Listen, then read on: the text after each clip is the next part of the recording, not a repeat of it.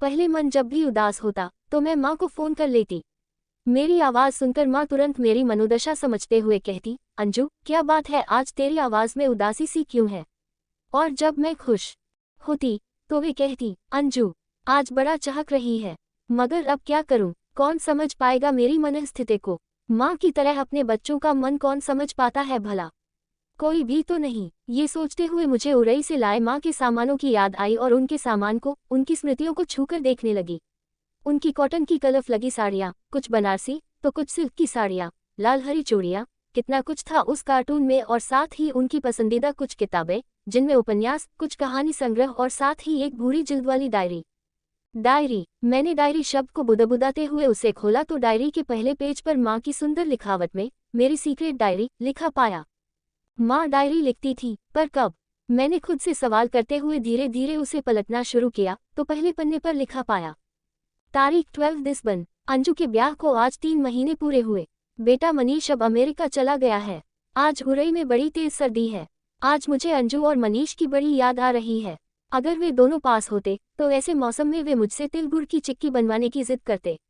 पर कोई बात नहीं, अंजू के पापा और अपने लिए चिक्की बना लेती हूँ। जीवन के हर पल का मजा लेना चाहिए। बच्चे नहीं तो हम दोनों ही सर्दियां मनाते हैं। इनकी पत्नी कमला। मैंने मुस्कुराते हुए माँ की डायरी का अगला पेज खोला। तारीख 3 मार्च। आज मेरा मन खूब सज संवर कर अंजू के पापा के साथ कहीं बाहर घूमने जाने का है, इसलिए मैंने उन्हें खजुराहो चलने के लिए मना लिया। अभी सर्द मौसम अलविदा कह चुका है और ग्रीष्म ऋतु अभी थोड़ी दूर है। ये खजुराहो घूमने के लिए सबसे आदर्श समय है। एक घुमक्कड़ी कमला। ये सब माँ ने लिखा था। माँ कितनी मोहक बातें लिखती थी। मैं अगला पेज पलटने ही वाली थी कि मेरे दोनों बेटे रोहित मोहित स्कूल से आ गए। डायरी को जस का तस रखते हुए मैं उनके साथ व्यस्त हो गई। शाम होने पर हम अक्सर अपनी सोसाइटी के पार्क में जाते थे। वहीं बच्चे खेलते कूदते थे और हम बड़े 2-4 गप्पे मार लेते थे। आज बातचीत का मुद्दा था आत्मनिर्भर औरतें। वहां मौजूद सभी महिलाएं अपनी अपनी बात रख रही थीं। हमारी सोसाइटी की ज्यादातर महिलाएं कामकाजी थीं। जो नहीं थी वे अपना कुछ काम शुरू करने का सोच रही थी। आज की महिला बस घर गृहस्थी में व्यस्त नहीं रह सकती। मेरी पड़ोसन सोनल ने तल्ख अंदाज में लगभग मुझे सुनाने के लिए ही कहा तो सभी उसकी बात का समर्थन करने लगी। पर तभी हमारे साथ खड़ी निशा, जो आजकल अपने 6 माह के बच्चे के लिए अपना जॉब छोड़ चुकी थी, बोली, सोनल बात तो तुम्हारी सही है, पर घर परिवार भी तो जरूरी है। हम जब घर गृहस्थी के जॉब में होते हैं ना, तब भी हम बहुत बड़े जॉब में ही होते हैं। घर गृहस्थी का जॉब भी भला कोई जॉब है।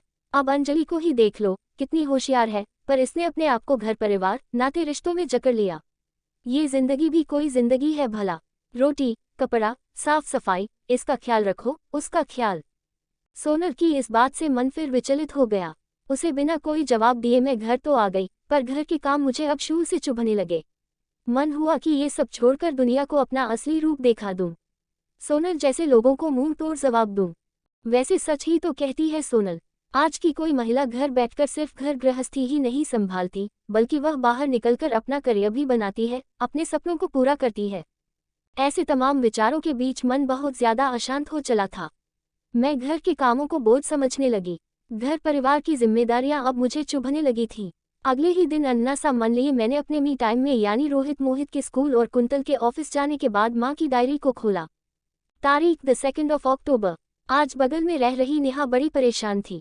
उसे गृहिणी शब्द कचोटता है। वह बाहर की दुनिया में कुछ करना चाहती है और यही सोच सोचकर वह तनाव में रहने लगी है। मैं उसे अक्सर समझाती रहती हूँ कि अगर स्त्रियों में कुछ करने की चाह है तो ये तो बहुत अच्छी बात है, पर इस बात के लिए तनाव क्यों। इसी तरह गली के पहले मकान में रह रही सरला की बहू है।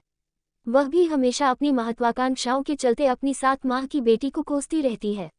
मुझे समझ में नहीं आता कि स्त्रियों की ये कैसी महत्वाकांक्षाएं हैं। क्यों आज की स्त्रियां सफल होने के चक्कर में सुकून त्याग रही हैं। मुझे नहीं पता कि उन्हें क्या सिद्ध करना है। ज्ञानी कमला। मैं मुस्कुराए और खुद को हल्का महसूस करती हुई डायरी के सबसे आखिरी पन्ने को पढ़ने लगी। तारीख 28 अक्टूबर। आज मन बहुत हल्का है, जैसे कोई यात्रा पूरी होने को है। बेटी अंजू से यूं तो हर तीसरे दिन बात होती है, पर आज उसके लिए अपनी इस सीक्रेट डायरी में कुछ लिखने का मन है। आजकल की स्त्रियां सफल तो बहुत है, पर आत्मसंतुष्टि से पूरी तरह खाली है।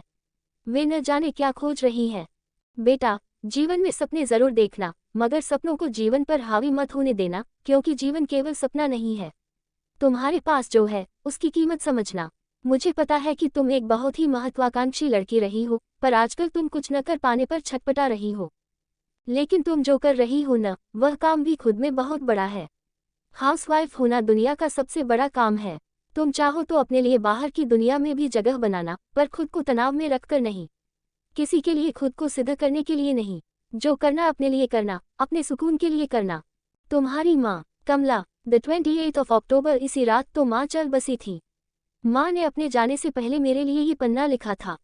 मैं हैरान थी कि इतनी दूर गई माँ ने मेरे सारे सवालों का जवाब लिखकर मुझे भेज दिया था। उनकी पूरी डायरी में जिंदादिली से भरी बातें लिखी थी। हाथ भर चूड़ी पहनने वाली मेरी माँ हर काम में होशियार थी। उनकी सबसे बड़ी कला ये थी कि वे हर परिस्थिति में खुद को खुश रखना जानती थी। सच, हम आज की महिलाएं खुद को साबित करने के चक्कर में ये भूल जाते हैं कि हमारे लिए आज भी सबसे बड़ी चीज़ हमारा सुकून है। माँ की डायरी ने आज मुझे आत्मसंतुष्टि से भर दिया था। अब मैं जैसी भी थी, जो थी, खुद को खुशी खुशी स्वीकार थी। हर माँ ने मेरी माँ की तरह कोई सीक्रेट डायरी लिखी हो, यह ज़रूरी तो नहीं। लेकिन अगर हर माँ एक डायरी लिखती, तो वह शायद कुछ ऐसा ही लिखती। सोचते हुए मैंने अपने मन की सभी दुविधाओं को हवा में उड़ाते हुए खुद से कहा, मैं जो हूँ बहुत महत्वपूर्ण हूँ और मुझे इस बात का गर्व है। ऐसे ही वीडियो देखने के लिए हमारे चैनल को लाइक एंड सब्सक्राइब करें। Thanks for watching.